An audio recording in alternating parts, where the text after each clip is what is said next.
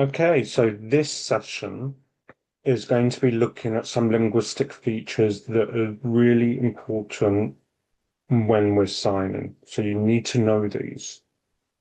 Linguistics is generally a level 3, level 6 thing, but I believe levels 1 and 2 need to know all of these as well.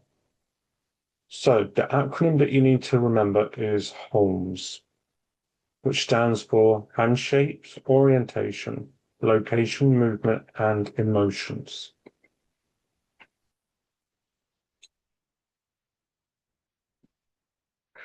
Mm. Now, what these do is they form the smallest units that form a language. So in linguistics, we call this phonemes.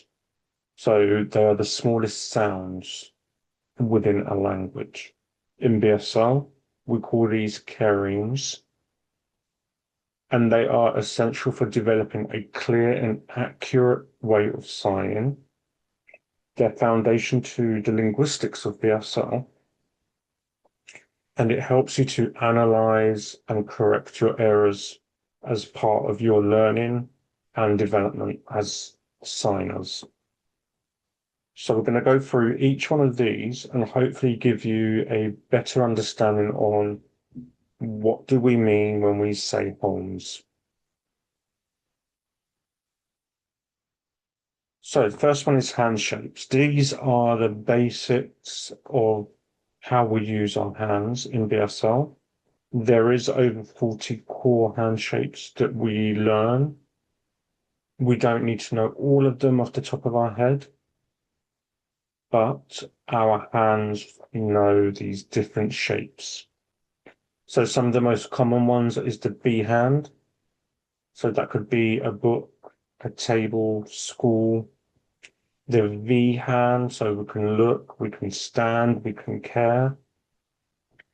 Things like the N hand, two fingers, name, afternoon, dog, dad. So these are signs that we use frequently. And handshake is the first part of the language building block, because these are all the building blocks that we need to create a sign. So if you think about it as a minimal pair, think and know.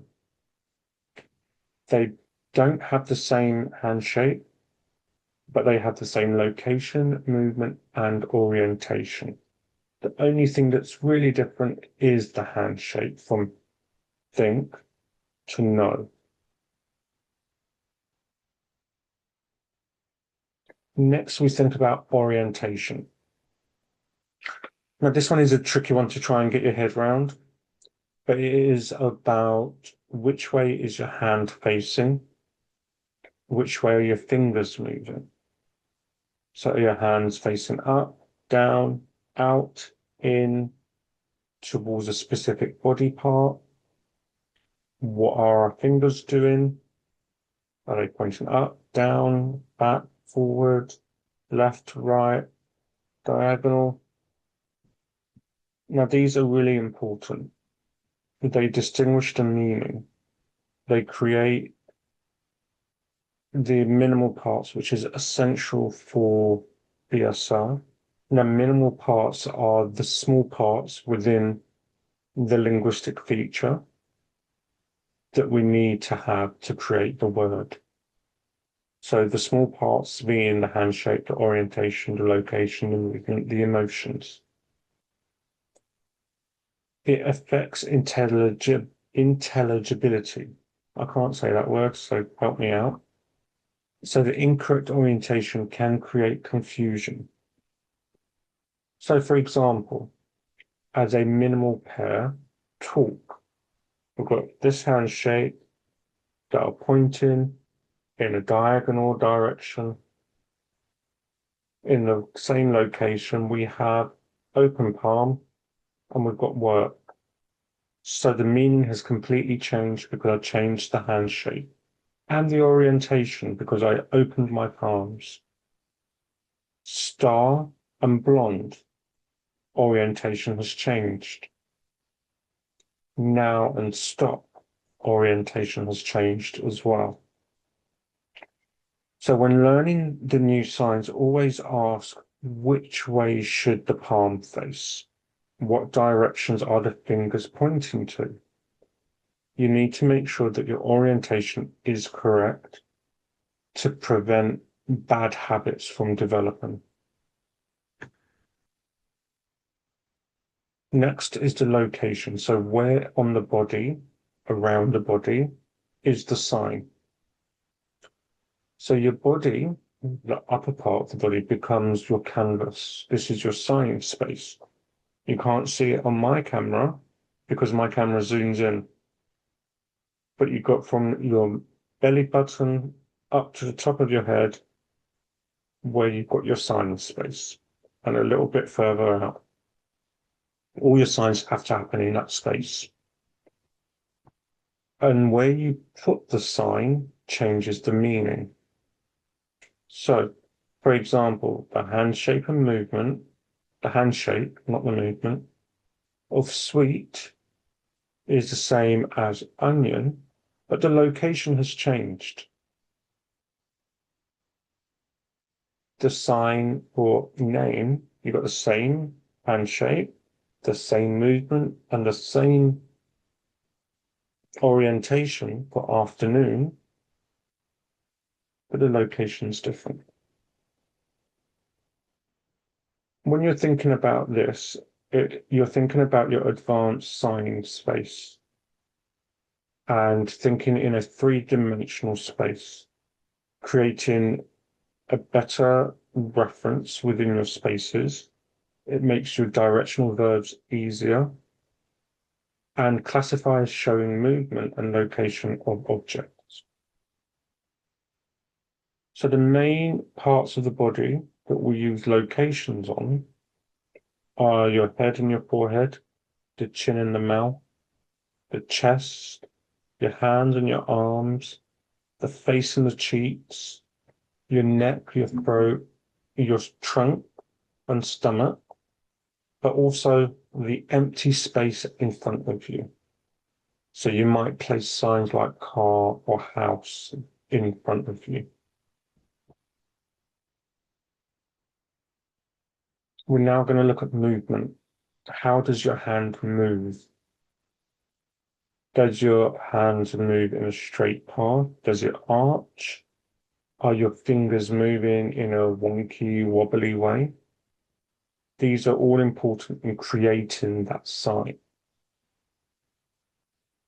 It distinguishes meaning. So, for example, when we think about signs, and I'm going to use an American sign, chair, and then sit,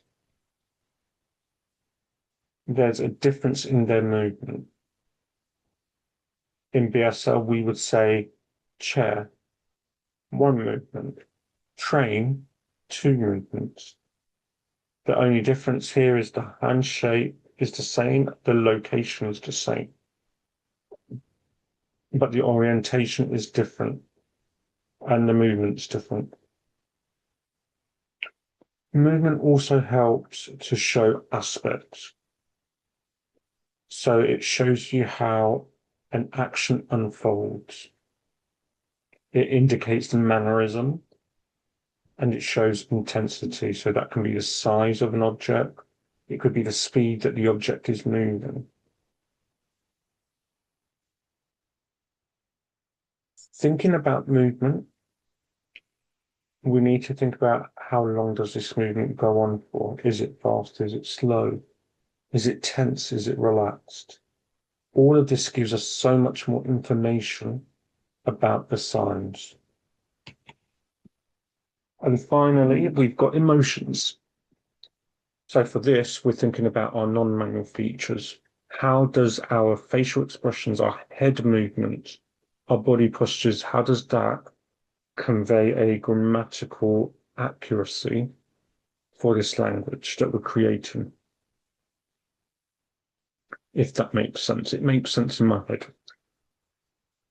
So for this, we're going to use our eyebrows our eyes, our mouth patterns, our cheeks. We're going to use our head nods, our shoulders, our body. Are we leaning forward? Are we leaning back?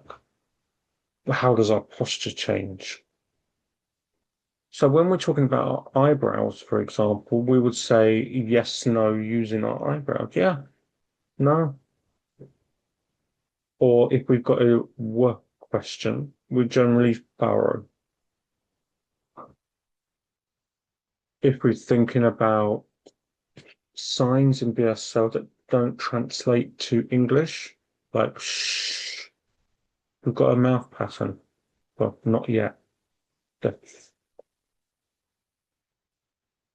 So the function of non-manual features are grammatical markers. They help mark the questions, the negations, the conditions, and the topic. They provide affective expressions. So what's the mood? What's the attitude? What's the emotion that is being conveyed? They're adverbial modifications. So this comes to how intense something is. And they also indicate your role shifts. So going back to the signed and not yet, the opposite of that without the non-manual feature would be late. So you've got a neutral face or not yet, you're going to show your non-manual features. So it's really important that you learn about these 5 elements of BSL linguistics. They really help develop the skills that you need in order to perfect your signing so that when you do your assessments, you can know for sure that the signs that you're using are correct and they help you become a more fluent signer.